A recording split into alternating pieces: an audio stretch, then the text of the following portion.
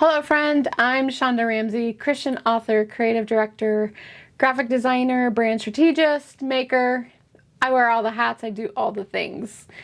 Hello, and welcome if you are new here, and welcome back if you've been here before. I'm so glad that you are here with me today. Today we're in for a treat. We are going to talk about one of my most passionate things, being a brand strategist, is how to build a brand that feels like you. This is something I get asked so many times by people who want to build a brand based on who they are as an individual. Now, that might be someone who is an author or is a coach or someone who maybe provides some sort of service. If we're doing some kind of business where we are utilizing our personal name, how do we build a brand around that not only feels like you, but isn't overpowering in a way that it is too much of you, right? There's a delicate balance that we really need to try and get when it comes into that, while also still maintaining our authenticity. I myself have struggled with this personally, and those of you who have been with me from the beginning, which is 2017, you have watched my brand evolve and grow and change a couple of times by this point. I started off as Lillian Grace Designs, and I still keep on to that name. Lillian Grace Designs is my LLC name, which is kind of like the umbrella of my business. It works behind the scenes now, though, instead of in the forefront. When I first started business, I chose it as a name because that was a name I had reserved for a daughter should we have one. And unfortunately, instead, we had had a miscarriage. And so I utilized that name in a different way. I honored it in a different way. But it caused so much confusion within my brand because people then thought I was Lillian and they would call me Lillian, or they wouldn't know who Shonda was when I would introduce myself. And so as I shifted what it was that I was offering and was starting to write and looking into publishing, I quickly realized that I needed to step out and be Shonda Ramsey, because that is who I am to my core. That's my name.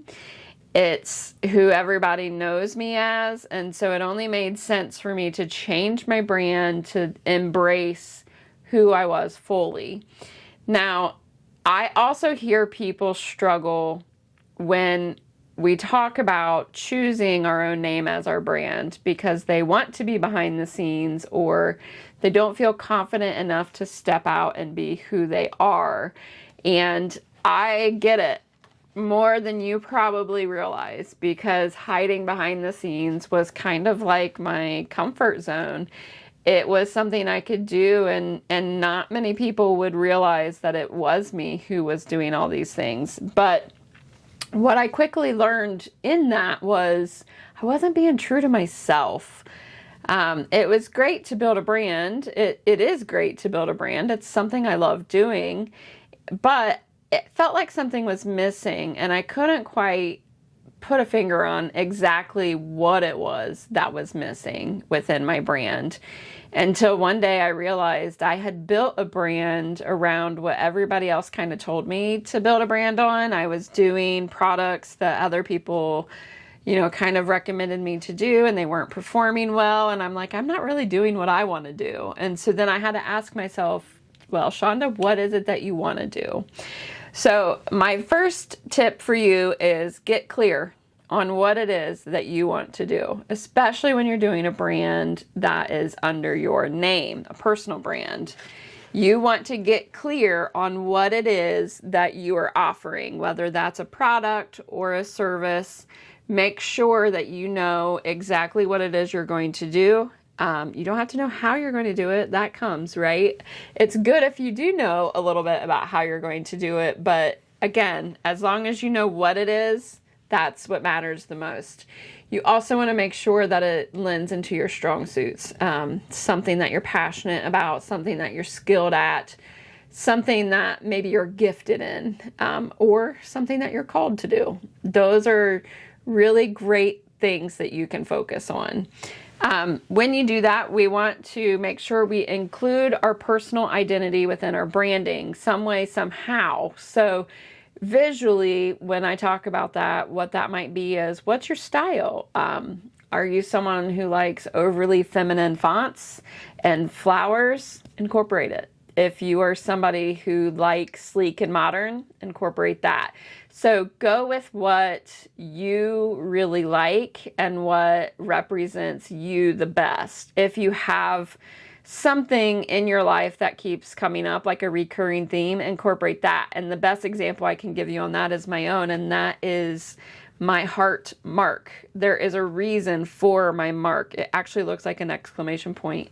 It's a heart on top with like a dot on the bottom. So that was because I was doing friendship from the heart, letters and things like that. And so that's where the exclamation comes in. But now it's kind of shifted to just be the mark that everybody knows me with, because I'm a very excitable person. And so exclamation point is perfect. But hearts was chosen because I always see hearts everywhere I go. I call them hearts from heaven. They come on days when I'm sad, days when I'm stressed. Sometimes they just come out of nowhere and are in the most random places.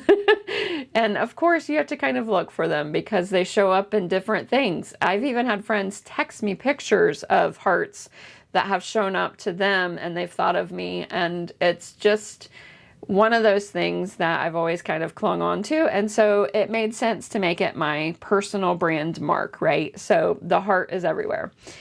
The other thing you want to do is work on your foundation, right? So your vision, your mission, and your values, all of those things should tie in you and what you believe. It should be your core belief system. It's the things that you want to bring to the table for your customers and for your clients. It's the things that you most believe in and will help your business be successful. Those are things that we can definitely tailor to ourselves personally so that you get that within your brand as well. Now, not everybody knows those things or sees those things. It's more of a thing for you because it's your foundation. If you want to put those on your about page on your website, that's a good place to have those where other people can see them. If that's, important to your brand. For me, it is. Transparency is very important to me. And so it is on my about page. You can see all of that over there and it does capture me. And then the other thing too is that is important. And this is one where we all struggle the most, I would say, is being authentic and not being so worried about aesthetics. So social media, Instagram specifically, everybody loves the aesthetic looking Instagram, right? I'm not saying you don't have to do that. If that's your brand, go for it. But what I'm saying is authenticity is king, especially if the brand is you. You need to show up. You need to be front and center. We want to know who you are. Don't sell to me. Tell me who you are. What is your favorite hobby? What is your favorite song? These kinds of things. I want to know more about who you are. And that is what's going to help me then buy into what it is that you're selling. So we want to make sure that our authenticity is always front and center because that's going to be what makes someone decide whether or not you are the person for them, whether you're an author or providing a service or any other product. What is it about you that makes me want to buy from you? I think that that's really important to remember. And, for me, that was probably the hardest thing. There was a lot of years that I lost because I chose not to lean into my own authenticity. I actually wrote and published a book about it called Authentically Anchored. It's a nonfiction Christian devotional. If you're interested, it helps you kind of rediscover who you are after hardship so that you can lean into your authenticity and step out and be who you are. It's just something that really I felt like I was missing in my life. And kind of a command that I had heard God pushing me more towards, is to be the person that He created me to be and to stop hiding. Once I stopped hiding, things changed for me. I found that I actually do love myself more than I ever thought that I could. I found that, life is worth living, even if there's hardship. And I learned that there are moments in time that will pass us by so quickly that we wish we could get that back, and we will never be able to get it back. And so I want to live my life in a way that is unapologetically in tune with what I feel God is calling me to do, because at the end of the day, that's what matters the most, right? And so once I gave myself the freedom to do just that, everything else changed drastically for me. So authenticity over aesthetics, always, always be yourself. Be who God created you to be. Show up in the way that you feel called to show up, and don't be afraid to do that. Is everybody going to like you? No, it's not going to happen. There are people who I am not the one for them. And you know what? That's okay. That's why I do free discovery calls, is because I only take on clients that are a good fit for me and that I'm a good fit for them, because the way that I do things are different than the way someone else might do them. I bring faith into it a lot. So that kind of narrows down my audience to someone who is open to learning how to incorporate faith into their business or into their writing, things like that. That's what I teach. It's what I do. And it's not for everybody, and that's okay. I want you to let go of the need to be for everyone, because when you try to be for everyone, you're not going to be able to be for anybody, because you're not reaching the people who need you. So get very clear on who it is you are, what your brand stands for, and who it serves. Those are the three biggest things that you could do to make your brand successful and feel like you. I want to really encourage you to not get lost in your brand. Do what you can to protect who you are to your core. Don't feel like you have to shift and bend to fit into someone else's mold. Just be you. It's really important. It helps people really connect with you.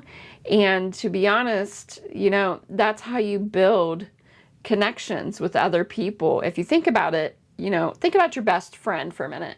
What makes you reach out to them constantly, or what makes them a best friend to you? What is it that you like about them?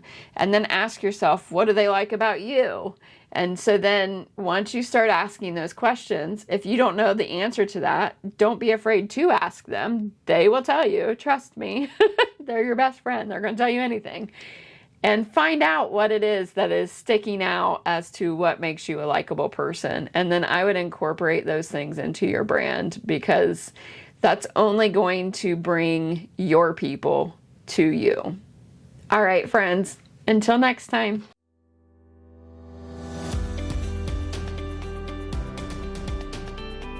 Hello, friend. I'm Shonda Ramsey. If you found your way here, chances are you're a woman who creates, builds, or leads in your area of expertise. Perhaps you may even be all three. And if you're looking for a space where faith, creativity, and business belong together, you are in the right place. I write and publish both nonfiction and clean romance books. I run a creative direction and brand strategy business, and I make handcrafted goods through my brand, Oh So Shonda. I've been building things on my own since 2017, and everything I share here comes from something I've personally done, figured out, or had to learn the hard way. On this channel, you'll find honest conversations about the writing life, brand strategy, and creative entrepreneurship, and the faith that guides us. I'll be teaching by sharing genuine conversations for the woman who is doing the work. I'm so glad you're here. Subscribe so you don't miss anything, and let's build something worth building.